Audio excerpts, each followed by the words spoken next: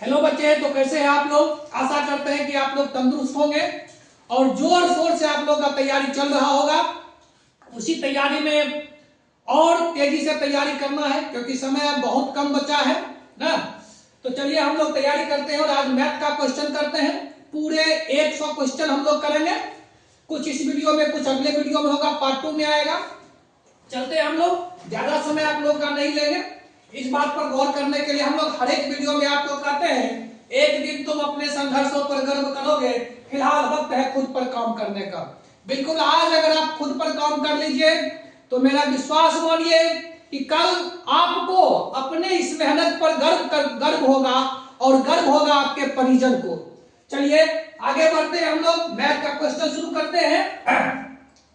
पहला क्वेश्चन है कि यदि विभाजन एल्गोरिथम भाग एल्गोरिथम में a बराबर बी क्यू, ये हम लोग जानते हैं बाबू, a बराबर बी क्यू प्लस आर, इसको हम लोग कहते हैं यूक्लिड का विभाजन एल्गोरिथम ना।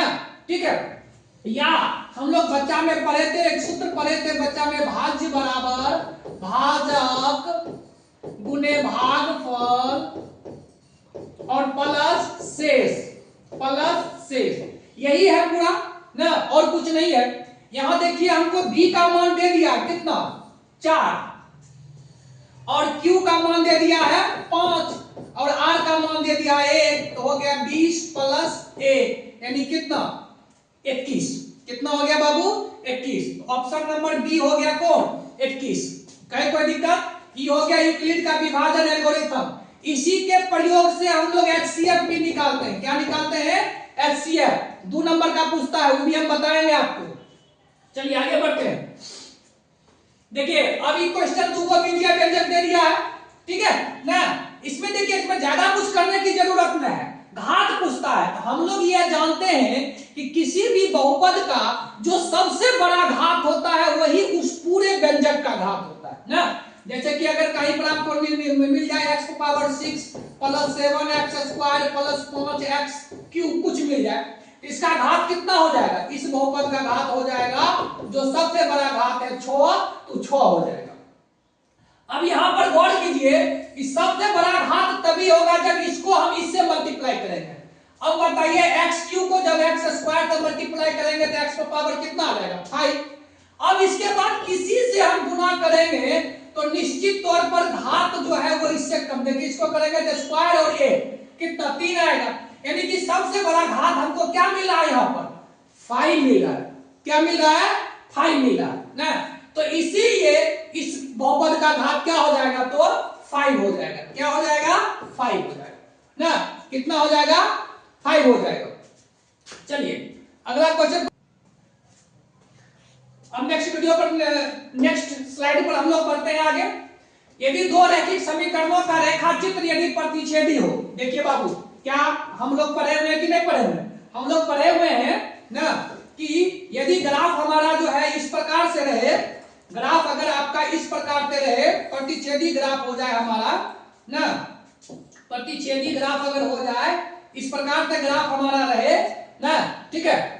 तो जब इस प्रकार से ग्राफ आपका रहेगा तो इसमें कितने हल होते हैं, इसको हम लोग प्रतिच्छेदी बोलते हैं। क्या बोलते हैं बाबू, प्रतिच्छेदी ग्राफ कहते हैं, प्रतिच्छेदी आलेख।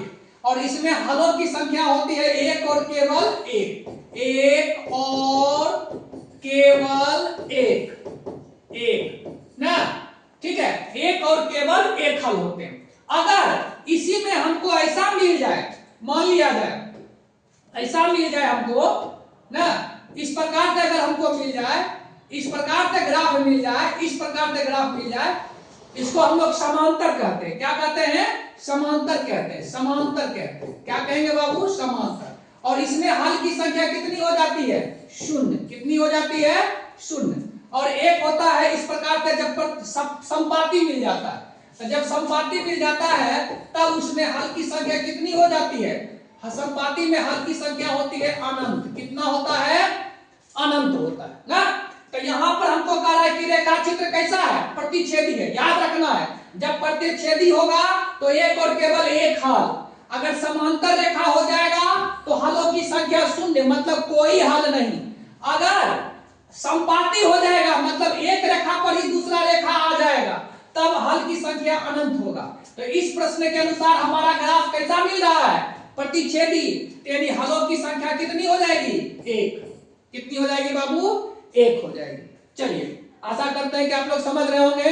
अगर समझ रहे हैं तो थोड़ा सा लाइक भी कीजिए और हो सके तो अपने दोस्तों को, यारों को, सहपाठियों को भेजिए ताकि वो भी कुछ इसका फायदा उठा सके।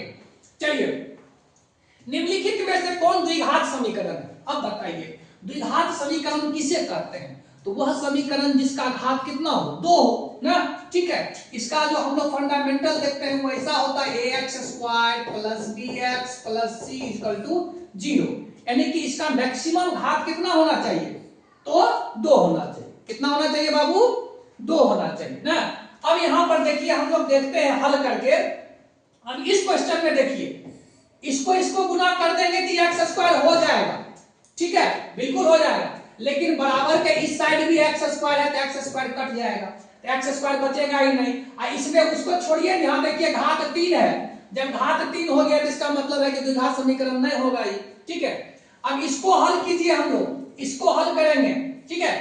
अब देखिए इसको हल करेंगे तो आ जाएगा हमको, ये है हमको x + 3 का होल स्क्वायर = 4 × x प्लस कितना 4। देखिए इसको करेंगे तो x² + 6x, हम लोग 2ab 2 × 3 × x 6x + 3 के स्क्वायर कितना है 9, इधर हो गया हमको 4x + 16। अब देखिए इस समीकरण में अगर इसको ले आएंगे इधर x² + 6x + 9 -4x - 16 बराबर 0। ये द्विघात समीकरण हम तो बिल्कुल द्विघात समीकरण झलक रहा है ना। देखिए सॉरी, +6x है -4x, तो कितना हो जाएगा +2x +4 - 16 कितना -7। कितना आ गया बाबू, -7 आ गया। ये देखिए ये द्विघात समीकरण है, इसका मतलब है कि हमारा आंसर यही हो जाएगा, बी नंबर। अब अगला ऑप्शन फिर भी देख लिया कीजिए ना, ठीक है। जैसे कि मान लिया जाए कि अगला ऑप्शन हम देखते हैं, थोड़ा सा अगला ऑप्शन कोशिश करें, इसको करके देखिए ये कट जाएगा। देखिए इधर है 2x - 2 का होल स्क्वायर, इधर है 4x² + 7। इसको करेंगे तो देखिए ये 2x का स्क्वायर हो जाएगा ना, -2 × 2x × 2 + 2 का होल स्क्वायर ना, इधर है हमारा 4x² + 7। ये देखिए इधर भी तो 4x² आ गया, इधर भी क्या है 4x², ये कट जाएगा, स्क्वायर वाला खत्म हो जाएगा तो x वाला बचेगा भी, तो द्विघात समीकरण तो नहीं होगा, रैखिक समीकरण हो जाएगा ना। ये भी नहीं होगा, ये तो नहीं होगा। अब इसमें देखिए कि इसमें कहीं घात 2 आपको नजर आ रहा है, नहीं नजर आ रहा है। एक जगह हम लोग करके देखें अगर, तो 4x + 1/4x बराबर कितना 4x। यहां पर तो हमको लग रहा है कि नहीं होगा, ये भी नहीं होगा, क्योंकि उस देखिए इसका लॉसा लेंगे 4x, ये हो जाएगा 16x², भिन्न का जोड़ हम लोग किए प्लस में 1 बराबर कितना 4x। अब ये देखिए 4x इधर चल जाएगा तो 16x² हो जाएगा ना, तो 16x² + 1 बराबर 16x²। कहने के लिए भी समीकरण नहीं बचा ना, तो ये भी इसका आंसर नहीं होगा, तो ऑप्शन हो जाएगा कौन, बी। देखिए परीक्षा में आपको ऑप्शन मिल जाए, आगे बढ़ सकते हैं, क्योंकि आपके एग्जाम में एक ही विकल्प सही रहेगा ना। लेकिन यहां पर हम चारों का हल इसलिए आपको कर रहे हैं ताकि आप बातों को समझें ना, इस बात को समझें। यहां पर हमको द्विघात समीकरण कौन मिल गया, बी नंबर। कोई दिक्कत, चलिए आगे बढ़ते हैं थोड़ा सा।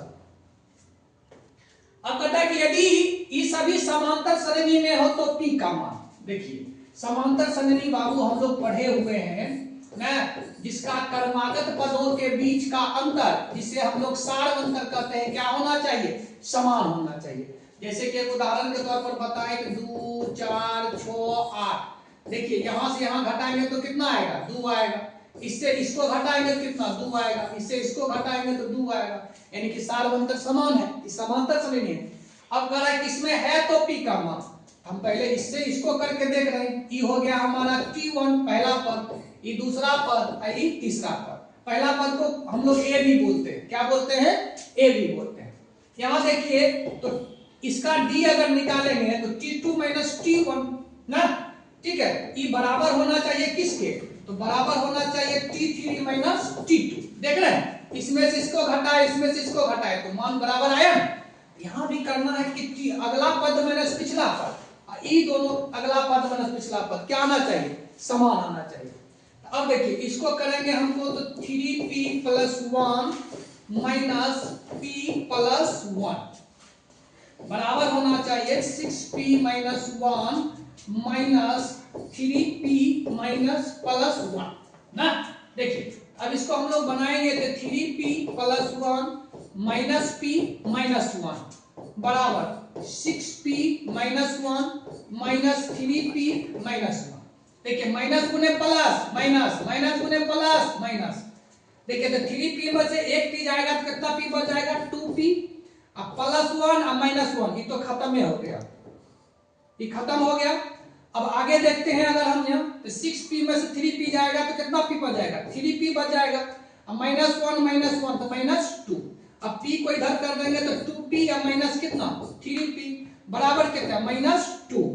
तो -p बराबर कितना -2।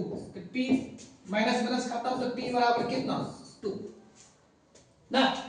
इस तरह से हम लोग निकाले। यहां बात तो समझे कि t2 - t1 बराबर होना चाहिए t3 - t2। बस इसी का हम लोग यूज किए ना। हमको p बराबर कितना आ गया 2, कितना आ गया 2।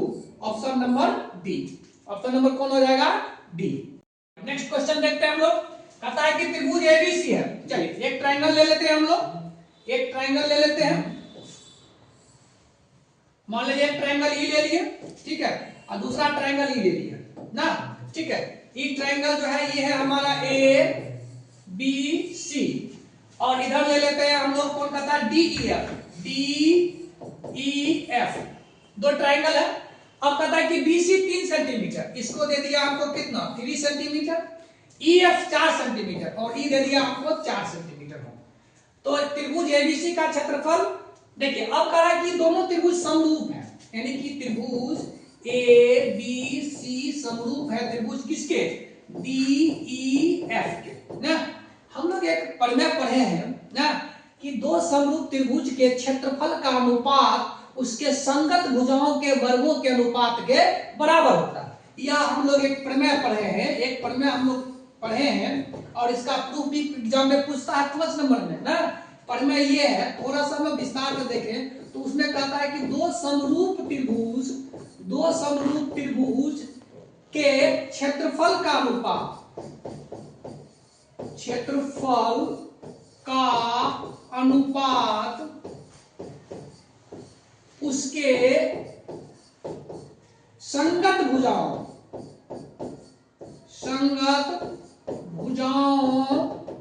के वर्गों के का अनुपात होता है ना। यानी कि दो समरूप त्रिभुज के क्षेत्रफल का अनुपात उसके संगत भुजाओं के वर्गों का अनुपात होता है ना। देखिए हम थोड़ा सा विस्तार इसलिए बताते हैं क्योंकि हम लोग जरूरी नहीं कि ये प्रश्न पूछे, लेकिन ऐसा प्रश्न पूछेगा हम लोग समझे हुए रहेंगे तब वहां बनाएंगे ना, ठीक है। अब देखिए यहां पर हमको पूछ रहा है कि तो यहां हो जाएगा area of triangle A B C. Area मतलब त्रिभुज एबीसी का क्षेत्रफल हो गया, बराबर होना चाहिए area of triangle D E F, क्योंकि समरूप दे दिया है हमको, क्वेश्चन में कह रहा है क्या है समरूप है। इस सूत्र को देखिए, इस चिन्ह को देखिए, समरूप है तो बराबर होना चाहिए संगत भुजा का वर्ग ना, ठीक है। तो संगत भुजा का वर्ग हमको दे दिया है कितना, एक भुजा दे दिया है 3 ना। अगर इसका भुजा ले ले हम तो BC के स्क्वायर बराबर EF के स्क्वायर, ठीक है। अब देखिए हमको यहां पर दे दिया है त्रिभुज ABC का क्षेत्रफल कितना 54, तो ABC के क्षेत्रफल की जगह पर हम लोग 54 लिख दिए ना, ठीक है। और एरिया ऑफ ट्रायंगल DEF हमको निकालना है, बराबर यहां हमको इसका मान दे दिया है 3 सेंटीमीटर, 3 सेंटीमीटर का वर्ग अब बटे में 4 सेंटीमीटर का वर्ग। इसको हल करेंगे बाबू, हो जाएगा 54 बटे एरिया ऑफ ट्रायंगल DEF बराबर 3 का वर्ग कितना है 9 सेंटीमीटर स्क्वायर, सब तो कट जाएगा, इतना तो समझेंगे हम लोग, सॉरी सेंटीमीटर स्क्वायर, ये कट गया ना। अब देखिए, तो इसको यहां से काटेंगे तो यहीं से कट जाएगा, थोड़ा सा अगर कहिएगा तो खाली विस्तार से लिखेंगे। तो एरिया ऑफ ट्रायंगल DEF बराबर हो जाएगा कितना, तो 54 गुने 16, 54 गुने 16। तो ये आ गया हमको एरिया ऑफ ट्रायंगल DEF बराबर 54 गुने 16। अब बट्टे में कितना है 9, तो 9 से काटेंगे 6 बार में, तो 9 छाक 54, तो 16 छाक कितना है 96। कितना आ जाएगा बाबू 96। कितना आ जाएगा 9। बात को समझे। देखिए हम लोग बनाए किस चीज से है, इस पर में इस पर में जो आप लोग देख रहे हैं इस पर में आकार प्रयुक्ति है ना, कि दो समरूप त्रिभुज के क्षेत्रफल का अनुपात उसके संगत भुजाओं के वर्गों के अनुपात के बराबर होता है ना। क्या होता है, बराबर होता है। इसी पर हम लोग हल किए हैं ना, एक का क्षेत्रफल दे दिया था, हम उसका मान रख दिए और इस प्रकार से हम लोग ही किए ना। चलिए आंसर हो गया कितना 96 सेंटीमीटर स्क्वायर। कोई दिक्कत, चलिए एकदम चलिए आगे बढ़ते हैं। मन लगाकर पढ़िए और इसको शेयर भी करते रहिए, लाइक सब्सक्राइब तो दबाकर करते ही रहिए। चलिए अब कह रहा है कि y अक्ष पर स्थित किसी बिंदु का रूप क्या होगा। देखिए बाबू हम लोग पढ़े हुए हैं जी, क्या हम लोग पढ़े हैं कि नहीं पढ़े हैं ना। हम लोग निर्देशांक ज्यामिति में पढ़े हैं और खूब बढ़िया से पढ़े हुए हैं ना। इस प्रकार से हम लोग पढ़े हुए हैं, ठीक है, कि ये जो बिंदु होता है इसको हम लोग कहते हैं मूल बिंदु। क्या कहते हैं बाबू, मूल बिंदु कहते हैं। इसका निर्देशांक क्या हो जाएगा 0 0। ये बता रहे हैं क्योंकि आपको पूछिएगा। ये जो है इसको हम लोग कहते हैं बाबू एक्स अक्ष कहते हैं, हिंदी में इसी को हम लोग भुज कहते हैं। और इसको हम लोग कहते हैं वाय अक्ष, हिंदी में इसको हम लोग कोटि कहते हैं। क्या कहते हैं बाबू, कोटि कहते हैं ना, कोटि कहते हैं। अब देखिए कह रहा है कि वाय अक्ष पर अगर कोई बिंदु हो, यहां पर अगर कोई बिंदु हो तो इसका निर्देशांक हो जाएगा x और y 0 हो जाएगा, क्योंकि y देखिए क्या ना यहां पर जो है, सॉरी यहां पर क्या हो जाएगा थोड़ा सा देखिए, ई इसका x 0 हो जाएगा और ये क्या हो जाएगा y हो जाएगा। क्या हो जाएगा, y हो जाएगा ना, ठीक है। अगर यहां पर कोई बिंदु है इसका x होगा और y कितना हो जाएगा 0, यानी कि अगर x बिंदु x अक्ष पर कोई बिंदु रहे तो उसका y निर्देशांक 0 होगा, और अगर y अक्ष पर कोई बिंदु रहे तो उसका x निर्देशांक 0 होगा। इसको आप लोग नोट कर लीजिए कि x अक्ष पर स्थित किसी बिंदु का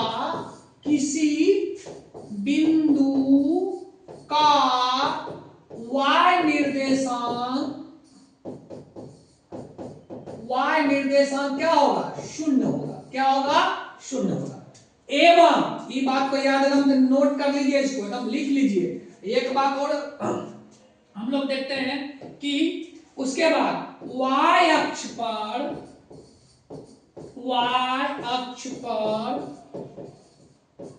स्थित किसी बिंदु का y अक्ष पर अगर कोई बिंदु है तो उसका x निर्देशांक क्या होगा 0 होगा।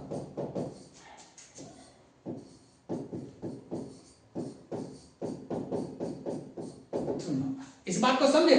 तो ये प्रश्न जो पूछ रहा है क्या कह रहा है कि y अक्ष पर कोई बिंदु है, तो y अक्ष पर बिंदु है तो इसका रूप क्या हो जाएगा 0 y। x क्या हो जाएगा इसका 0। देखिए x की तरफ थोड़ा सा भी नहीं बढ़ रहे हैं, केवल y बढ़े हैं, ये 0 y हो जाएगा। मतलब कि देखिए 0 y का ऑप्शन ही नहीं है, ये नहीं होगा ना, ठीक है। y हमेशा दूसरा निर्देशांक होता है, पहला निर्देशांक x होता है। तो 2y ये भी नहीं होगा क्योंकि x 2 है। यहां पर देखिए तो 0 और x दे दिया है, ये भी नहीं होगा। इनमें से किसका आंसर हो जाएगा क्या, इनमें से कोई नहीं ना। चलिए अब थोड़ा सा आगे बढ़ते हैं बाबू हम लोग अगला क्वेश्चन। देखिए अब हम लोग एंगल याद कर है कि नहीं है। एक सेपरेट वीडियो हम लोग ट्रिग्नोमेट्री का जब बनाएंगे तो उसमें सिर्फ एंगल निकालना आपको सिखाएंगे ना, बिल्कुल एंगल निकालना सिखाएंगे। पिछले ई में भी हम सिखाए थे, जैसे कि साइन है और कॉस है। कम से कम इतना तक आप लोग को याद रखिए, तो बाकी सब इसी की सहायता से हम निकाल लेंगे ना। जैसे कि 0 डिग्री हो गया 30 डिग्री हो गया, 45 डिग्री हो गया, 60 डिग्री हो गया एंड 90 डिग्री हो गया। जैसे कि साइन 0 का वैल्यू 0 होता है, अभी याद कीजिए, बाद में हम आपको याद करना सिखाएंगे, ठीक है। 30 का वैल्यू हाफ होता है, 45 का वैल्यू 1/√2, 60 का वैल्यू √3/2, 90 का वैल्यू कितना होता है, 1 होता है। कॉस में इसको ठीक उल्टा कर देते हैं, कॉस 0 का वैल्यू 1 होता है, इसका वैल्यू √3/2, इसका वैल्यू 1/√2, इसका वैल्यू 1/2 और इसका वैल्यू 0, साइन कॉस 90 का वैल्यू 0 ना, ठीक है। अगर tan निकालेंगे तो यही sin थीटा बटे cos थीटा कर देंगे, आगे सिखाएंगे हम आपको। फिलहाल इस क्वेश्चन पर आते हैं। sin 30 प्लस cos 30 है, बताइए sin 30 का वैल्यू cos 30 का वैल्यू वहां देख लीजिए √3/2 है ना, माइनस sin 60 का वैल्यू देख लीजिए √3/2 प्लस cos 60 का वैल्यू cos 60 का वैल्यू इसको करेंगे तो 1/2 प्लस √3/2 माइनस, देखिए प्लस गुने माइनस, माइनस प्लस गुने माइनस, माइनस हाफ, इससे ई खत्म, इससे इस खत्म, आ गया कितना 0, कितना आ गया 0 ना। चलिए इसका आंसर क्या हुआ हमको, इसका आंसर हो गया ऑप्शन नंबर बी 0। कोई दिक्कत, चलिए आगे बढ़ते हैं थोड़ा। एक पासे की फेंक में 4 या 5 आने की प्रायिकता कितनी होगी, देखिए अगर केवल कहता 4 आने की प्रायिकता, 4 आने की प्रायिकता, तब क्वेश्चन कुछ और होता। एक पासे को फेंकेंगे तो कुल संभव घटना कितना 6, हम लोग पढ़े हुए, एक फलक पर 1 होता है, दूसरे फलक पर 2, तीसरे पर 3, चौथा पर 4, पांचवा पर 5, छठा पर 6, तब इसको हम लोग 1/6 कहते हैं। केवल 5 आने की पूछता तब उसको हम लोग कह देते 1/6 ना, लेकिन यहाँ कहता 4 या 5, तो 4 या 5 के अनुकूल कुल घटना कितना 2, 4 या 5 के अनुकूल कितना घटना 2, 4 होगा या 5 होगा, अब बट्टे में कितना होगा 6, यानी हो जाएगा 1/3, कितना आ जाएगा बाबू 1/3, ऑप्शन नंबर बी। तो हम तो जो बोले थे। चलिए अब एक क्वेश्चन हमको दे दिया है, देखिए क्षेत्रमिति से संबंधित क्वेश्चन है कि एक अर्धवृत्त जिसकी त्रिज्या 3r है, कितना है 3r है। देखिए एक अर्धवृत्त है, ई मान लेते हैं हम इसका अर्धवृत्त है, क्या है बाबू अर्धवृत्त है ना। देखिए पूरे वृत्त की परिधि अगर पूछेगा तो हो जाता है 2πr ना, यहाँ पर अर्धवृत्त की पूछ रहा है, तो अर्धवृत्त की पहले ई परिधि हो जाएगा कितना, वृत्त का आधा 2πr का आधा पाया, ई देखिए व्यास है, इसको भी लेना पड़ेगा क्योंकि कुल परिधि की बात है, तो इसको नहीं मिस कीजिएगा, ई भी आ जाएगा, ई कितना हो जाएगा हमको 2r, कितना हो जाएगा 2r ना। अब हमको त्रिज्या क्वेश्चन में दे दिया कहते हैं 3r, एकर मतलब पाई 3r प्लस 2 गुने कहते हैं 3r, ई आ गया हमको 3πr प्लस कहते हैं 6r, 3πr plus 6r, option number B में दिख रहा है 3πr प्लस 6r, यही हो जाएगा इसका क्या कुल परिधि। कोई दिक्कत, कोई दिक्कत नहीं। चलिए अगला प्रश्न है, द्विघात समीकरण रचना के मूल होंगे, देखिए ax² p² x² minus q² बराबर 0। यहां पर देखिए बाबू, तो ये x छोड़कर बाकी सब जो है ना कांस्टेंट थी, क्या है कांस्टेंट है, इसका हमको शून्य पूछ रहा है, क्या पूछ रहा है शून्य, मूल मतलब क्या शून्य, ये आ गया a² p² ना, ठीक है, x² बराबर हम लोग इसको कर देंगे इधर तो प्लस q² हो जाएगा, x² बराबर हो जाएगा q² बटे a² p², क्या आ जाएगा a² p² आ जाएगा ना, ठीक है। तो अब देखिए x बराबर अगर हम लोग लिखेंगे तो इधर आकर रूट जा जाएगा, क्या चल जाएगा रूट q² बटे a² p², अब इसका वर्गमूल अगर निकाले तो आ जाएगा प्लस माइनस कितना q² का वर्गमूल q, a² का वर्गमूल a, अब p² का वर्गमूल p, यानी प्लस माइनस a बटे q बटे ap, sorry plus minus q बटे ap, प्लस माइनस q बटे ap, ये आ गया हमारा कति सॉल्यूशन ना, है प्लस माइनस है q बटे ap, बिल्कुल सही, ऑप्शन नंबर डी, इसका मूल क्या हो जाएगा option number D plus minus q बटे ap। कोई दिक्कत, चलिए अब हम लोग अगला प्रश्न पर चलते हैं बाबू। तो अगला प्रश्न है बिंदु इतना तथा इतना के बीच की दूरी, निर्देशांक ज्यामिति हम लोग पढ़े हैं बाबू ना। हमको कह रहा है a cos थीटा 0, ये निर्देशांक दे दिया है, और 0 a sin थीटा, इसके बीच की दूरी। देखिए इसका सीधा सीधी हम लोग इसको sin स्क्वायर cos स्क्वायर कर देंगे तो स्क्वायर आंसर आ जाएगा। लेकिन हम आपको समझा रहे हैं कि दो बिंदु के बीच की दूरी का सूत्र हम लोग पढ़े हैं बाबू, x2 - x1 का whole square plus y2 - y1 का होल स्क्वायर। बताइए पढ़े कि नहीं पढ़े? पढ़े। यहाँ पर देखिए e हो गया हमको x1, e हो गया y1, e हो गया x2 और e हो गया y2। क्या हो गया बाबू? y2। अब देखिए अगर इसको हम लोग e करें, e आ जाएगा a cos थीटा ना, माइनस क्या आ जाएगा x2। ये उल्टा भी लिखिएगा तो कोई फर्क नहीं पड़ता, कोई फर्क नहीं है, ठीक है। इसको अगर हम x2 - x1 लिखें या x1 - x2 के स्क्वायर करें तो फिर भी कोई फर्क नहीं, क्योंकि स्क्वायर है। स्क्वायर होगा तो माइनस का स्क्वायर भी प्लस, प्लस का स्क्वायर भी माइनस हो जाएगा, कोई दिक्कत नहीं होगा ना, ठीक है। इतना माइनस, लेकिन अगर कहिएगा तो हम वैसे ही लिख देते हैं, क्योंकि क्लास 10th में बच्चों को आदत होता है x2 पहले लिखने का। तो 0 माइनस हो गया हमको a cos थीटा का होल स्क्वायर प्लस y2 हो गया हमको कहता है a sin थीटा, और y1 हो गया 0 का होल स्क्वायर, ठीक। अब देखिए तो e बच गया हमको कहता है तो माइनस a cos थीटा का whole square plus a sin theta का होल स्क्वायर। अब इसका स्क्वायर कर देंगे तो बाबू ये हो जाएगा a square cos square theta, इसका हो जाएगा a square sin square theta. कहीं कोई दिक्कत ना? चलिए अब थोड़ा सा हम लोग इसको छोटा कर लेते हैं ताकि हम आगे कर पाएंगे। चलिए अब देखिए यहाँ पे, तो यहाँ पे हम लोग a स्क्वायर को क्या कर ले, कॉमन कर लेंगे, ये हो जाएगा cos square theta plus sin square theta. अब बताइए बच्चे cos square theta plus sin square theta, हम लोग एक सूत्र पढ़े हैं sin square theta plus cos square theta बराबर कितना है 1। कितना पढ़े बाबू? 1 पढ़े। तो इसका ये हो गया, तो इसका मतलब हो गया कि हमको बच गया केवल a स्क्वायर, a स्क्वायर का वर्गमूल कितना है तो plus minus a, plus minus a। अगर प्लस माइनस नहीं दिया ऑप्शन में, केवल a दिया तो a हो जाएगा। क्या हो जाएगा? a ना, सॉरी हाँ a ही होगा, क्योंकि डिस्टेंस कभी नेगेटिव नहीं होता है। इसका आंसर क्या हो जाएगा? a। क्या हो जाएगा? a हो जाएगा। चलिए बहुत सुंदर, नेक्स्ट क्वेश्चन पर चलते हैं बाबू हम लोग।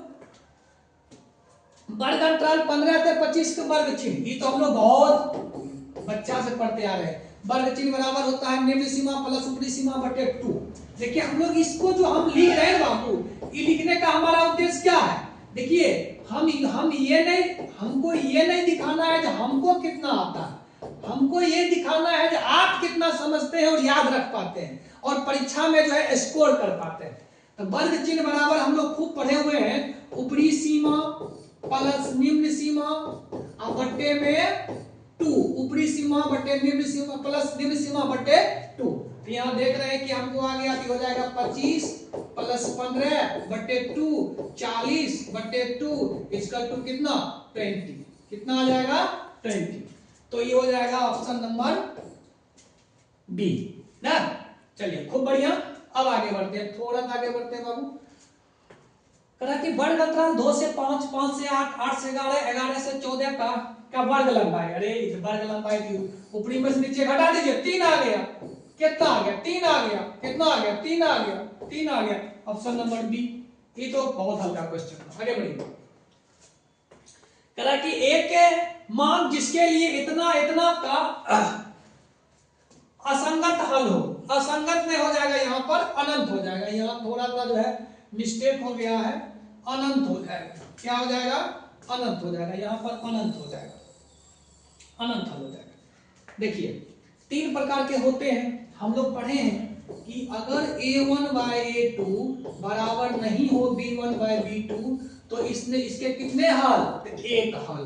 अगर a1 बाय a2 बराबर हो जाए b1 बाय b2 और लेकिन बराबर नहीं हो c1 बाय c2, तब इसके हल की संख्या कितने?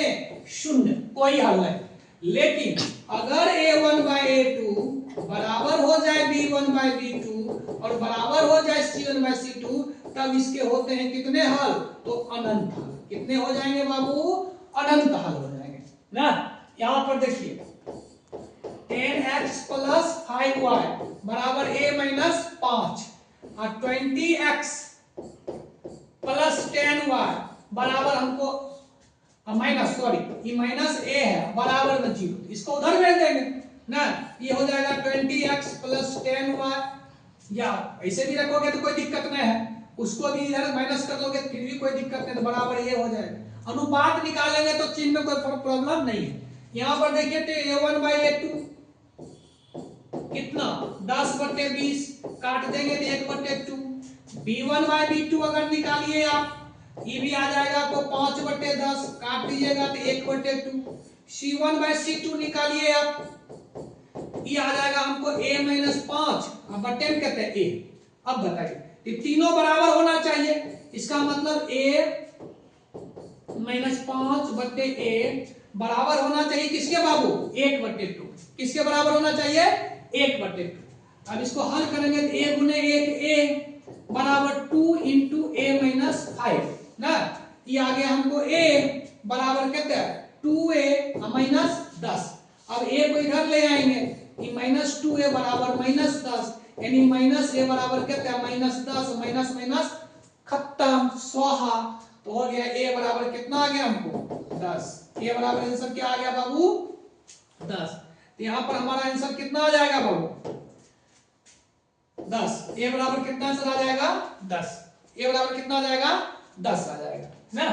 चलिए अब थोड़ा सा आगे बढ़ते हैं बाबू, हम लोग क्वेश्चन नंबर कितना पर पहुंचे? 16 पर पहुंचे। अब कहता है कि इसमें भी अनंत हल के लिए कह रहा है ना, तो ये भी वही क्वेश्चन है जी। देखिए a1/a2 करेंगे तो 1/5, b1/b2 करेंगे तो 2/k ना, ठीक 2/k, और c1/c2 करेंगे तो क्या हो जाएगा? 3/5। ठीक है, सब एक भी काट देंगे तो 1/5 हो जाएगा, यानी 2/k बराबर हो जाएगा 1/5, तो k बराबर कितना है? 10। अरे ये तो फालतू का क्वेश्चन ना, ये फर्जी क्वेश्चन था ये। तो अगला क्वेश्चन हम लोग देख रहे हैं बाबू, क्वेश्चन नंबर 17 हम लोग करते हैं कि यदि दो रेखाएं एक बिंदु पर प्रतिच्छेद करती है तो वह बिंदु दोनों समीकरणों का क्या कहलाता है? दोनों समीकरणों का हल कहलाता है। जहां काटता है वही इसका क्या होता है बाबू? हल होता है। अगर इस बिंदु का निर्देशांक 2 3 है, इसका मतलब x = 2 और y = 3 ना। चलिए इसमें क्या हो जाएगा? देखिए इसका हल और मूल दोनों हो जाएगा, मूल भी सही है हल भी सही है। ऑप्शन में थोड़ा सा प्रॉब्लम है, चलिए आगे बढ़ते हैं। हल रहेगा तो हल लिखेगा, मूल रहेगा तो मूल लिखेगा।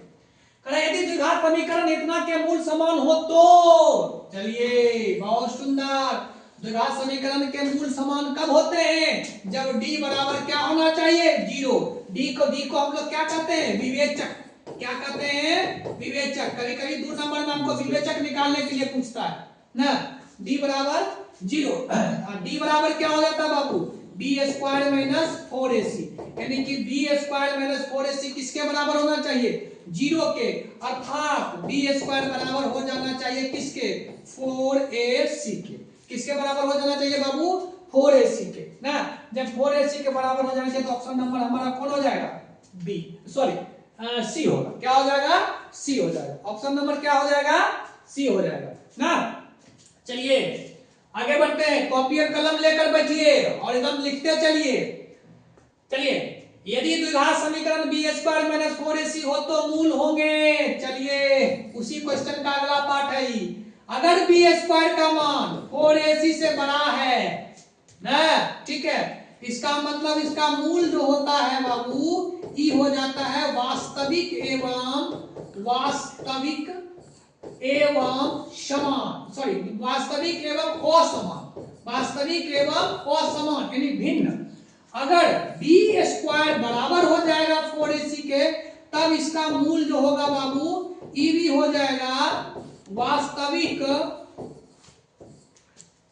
लेकिन वास्तविक एवं ई क्या हो जाएगा बाबू? समान हो जाएगा। क्या हो जाएगा? समान हो जाएगा। और अगर b² 4ac से छोटा हो जाएगा ना, ठीक है, तब इसका मूल जो है बाबू ई क्या हो जाएगा, तो मूल हो जाएगा अवास्तविक, अवास्तविक ना, अवास्तविक। ठीक है ना। अगर बी स्क्वायर 4ac से बड़ा तो मूल वास्तविक एवं समान, द्विघात समीकरण में पढ़े हुए हैं ना। यदि बी स्क्वायर बराबर 4ac तो मूल वास्तविक एवं समान, और अगर बी स्क्वायर 4ac से छोटा तो मूल क्या हो जाएगा बाबू, अवास्तविक। अब यहाँ बताइए, यहाँ ऑप्शन दिया है वास्तविक एवं असमान, ये तो नहीं होगा क्योंकि छोटा है बी स्क्वायर। वास्तविक एवं समान ये भी नहीं होगा, तो ये हो जाएगा ऑप्शन नंबर सी, वास्तविक नहीं है। वास्तविक नहीं है मतलब कि अवास्तविक है ना। चलिए बहुत सुंदर, इस चीज को आप नोट कीजिए, इस चीज को एकदम नोट करके याद रखिए, इससे एक ऑब्जेक्टिव आना है मतलब आना है। चलिए आगे बढ़ते हैं, क्वेश्चन नंबर हम लोग चल रहे हैं अब 20 पर। कहा कि एक एपी दे दिया हमको, एपी मतलब अरिथमेटिक प्रोग्रेशन, समांतर श्रेणी 10 7 4। अब इसका पूछ रहा है कि 30वां पद क्या होगा ना। ठीक है, देखिए इसका प्रथम पद कितना हो गया 10, सारवंतर कितना हो गया 7 माइनस 10 मतलब -3 ना।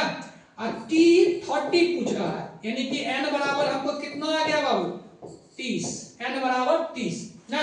चलिए अब देखिए हम लोग जानते हैं बाबू टी एन बराबर होता है क्या, तो a plus n minus 1 into d. इस फॉर्मूला को खूब बढ़िया से याद किए कि नहीं किए आप लोग, इस फॉर्मूला को एकदम रट लीजिए, इस फॉर्मूला को पूरी अच्छी तरह से जो है इसको क्या कीजिए, तो आप रटिए, इस फॉर्मूला को पूरी अच्छी तरह से रटिए। टी एन बराबर a plus n minus 1 into d, जहां टी एन एनवां पद, a प्रथम पद, n पदों की संख्या और d क्या हो जाता है सारवंतर। क्या हो जाता है बाबू, सारवंतर हो जाता है। डी क्या हो जाएगा, सारवंतर हो जाएगा। चलिए अब हम लोग यहां निकालते हैं, टी 30 पूछ रहा है, तो ए हमको दे दिया कितना 10, ये हो गया 10, एन दे दिया 30, तो 30 माइनस 1, और डी दे दिया -3, कितना दे दिया बाबू -3, तो निकाल देंगे तो हो जाएगा 10 प्लस 29 गुने -3, यानी कि 10 प्लस गुने माइनस 29 दिया 87, तो -77 ना। ये कितना आ गया बाबू -77, माइनस कितना आ गया 77 आ गया, कितना आ गया 77 आ गया।